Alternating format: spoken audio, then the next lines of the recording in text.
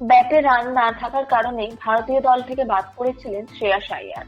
বোর্ডের নির্দেশ সত্ত্বেও রঞ্জি ট্রফির কোয়ার্টার ফাইনালে না খেলায় হারিয়েছেন বার্ষিক চুক্তি। সব মিলিয়ে আইপিএল শুরুর আগে বেশ চাপে ছিল কলকাতা নাইট রাইডার্স অধিনায়ক শ্রেয়াস আইয়ার। সেই চাপ মঙ্গলবার কিছুটা কাটলো।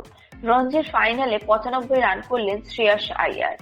সব ধরনের ক্রিকেট মিলিয়ে শ্রেয়াস শেষ 5টি ম্যাচের একটিতেও অর্ধশতরান করতে পারেননি। দক্ষিণ আফ্রিকায় দ্বিতীয় ম্যাচে ডারবানে একটি ইনিংসে শূন্য করেছিলেন, অন্যটিতে অপরাজিত ছিলেন 4 রান করে। এছাড়া মুম্বাইয়ের হয়ে রঞ্জিতে করেছিলেন 48 রান। ভারতীয় দলে ফেরেন ইংল্যান্ডের বিরুদ্ধে। হায়দ্রাবাদে 2 ইনিংসে যথাক্রমে করেন 35 এবং 13 রান। বিশাখাপত্তনমে 27 এবং 29 রান করে আউট হয়ে যান। রঞ্জির সেমিফাইনালে তামিলনাড়ুর বিরুদ্ধে করেছিলেন মাত্র 3 রান। শ্রেয়াসকে নিয়ে চাপ তৈরি হচ্ছিল। রঞ্জি ফাইনালে বিদর্ভের বিরুদ্ধে প্রথম ইনিংসে রান পাননি শ্রেয়াস আইয়ার, করেছিলেন মাত্র 7 রান। দ্বিতীয় ইনিংসে মান রক্ষা করলেন কিছুটা, 95 রান করলেন তিনি। 5 রানের জন্য সেঞ্চুরি হাতছাড়া হলো তার। শ্রেয়াসের রানে ফেরা স্বস্তি দেবে কেকেআরকে। নাইট অধিনায়ক রান না পেলে আইপিএল এ অসুবিধা হবে দলের, তাই শ্রেয়াস আইয়ার রঞ্জি ফাইনালে রান না পাওয়ায় আইপিএল এর আগে মুখে হাসি দেখা যাবে সমর্থকদের। শ্রেয়াস এই বছরে এখনো পর্যন্ত সাদা বলের ক্রিকেট খেলেননি।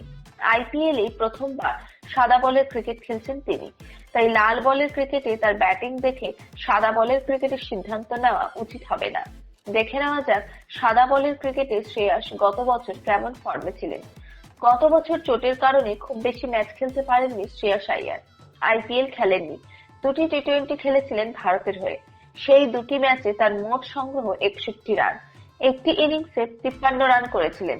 একদিনের ক্রিকেটে 20টি ম্যাচ খেলেছিলেন তিনি, 3টি শতরান করেছেন, 4টি অর্ধশতরানও করেছিলেন। তার মোট সংগ্রহ 846 রান, গড় 52.87। এই পরিসংখ্যান অবশ্যই কেকেআর এর জন্য স্বস্তির। আইপিএল এ তার থেকে ভালো ইনিংসের অপেক্ষায় রয়েছে কেকেআর। আগামী 22 মার্চ থেকে শুরু হচ্ছে আইপিএল 2024। ঠিক এর পরের দিনই প্রথম ম্যাচ খেলতে নামছে কলকাতা নাইট রাইডার্স। ইতিমধ্যেই কেকেআর বোর্ড জানিয়ে দিয়েছে যে এবছর খেলছেন না ইংল্যান্ডের ওপেনার তারকা জেসন রয়। তার পরিবর্তে দলে নেওয়া হয়েছে ফিল সল্টকে। চলতি বছরের আইপিএল নিলামে 1.5 কোটি টাকার মূল্যে দলে আসেন জেসন রয়। তবে ঠিক কোন কারণে এই বছরের আইপিএল না খেলার সিদ্ধান্ত নিলেন তিনি জানিয়েছেন অনেক বিবেচনার পর এই সিদ্ধান্ত তিনি নিয়েছেন। জানুয়ারির শুরু থেকে পরিবারের থেকে দূরে থাকার কারণেই তিনি পরিবারের সঙ্গে থাকতে চান।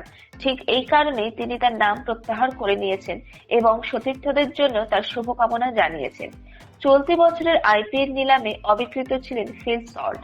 কলকাতা নাইট রাইডার্স একটি বিবৃতির মাধ্যমে জানান যে জেসন রয়ের বদলে তাকে দলে নেওয়া হয়েছে। আইপিএল এর পক্ষ থেকে জানানো হয়েছে যে এটি সল্টের দ্বিতীয় মরশুম। প্রথম মরশুমে তিনি ছিলেন দিল্লি ক্যাপিটালসে, তাই আক্রমণাত্মক ইনিংস খেলার সুনাম রয়েছে এই উইকেটরক্ষক ব্যাটসম্যানের। গত বছরের ডিসেম্বরে ওয়েস্ট ইন্ডিজের বিরুদ্ধে পরপর 2টি শতরান করেছেন তিনি। চতুর্থ টি-20তে মাত্র 48 বলে শতরান করেন তিনি। তবে কলকাতা নাইট রাইডার্সের জন্য এবছর তিনি হতে চলেছেন এক্স ফ্যাক্টর।